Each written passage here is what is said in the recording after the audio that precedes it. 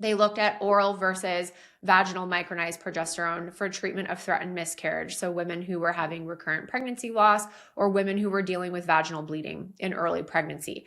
And they did find that progesterone support period actually reduced miscarriage rates in these women who were having vaginal bleeding. And they also found that oral actually might have been better in this study than vaginal. Interesting. When you look at the actual percentage changes, it was statistically significant, but the difference wasn't massive. So either or could still be good, but we have this oral option now that when we're having what we call threatened miscarriage, so bleeding in early pregnancy, that actually not only stop the bleeding, but increase live birth rate. We love that for us. Another study done in 2018 looked at oral versus vaginal progesterone and again found very similar results for live birth rates and reduced miscarriage rates. And they also said oral is a viable option. We can absolutely use oral. The side effect profile is the same. It's very well tolerated. And in fact, it might actually be preferred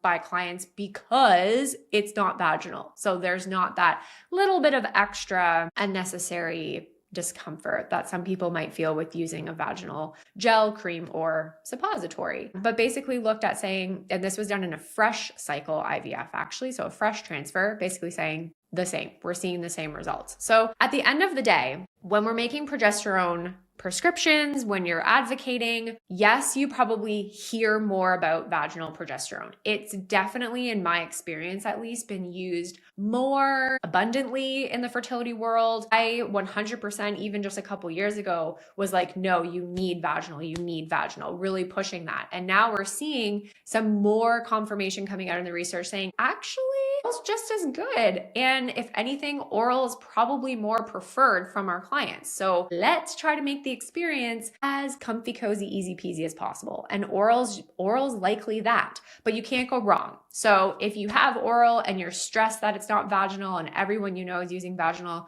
you do not need to be stressed about that. If you have vaginal progesterone or if that's what you've advocated for and you're like, oh shit, should I switch to oral? You don't have to. The vaginal still works. We still get good results with that.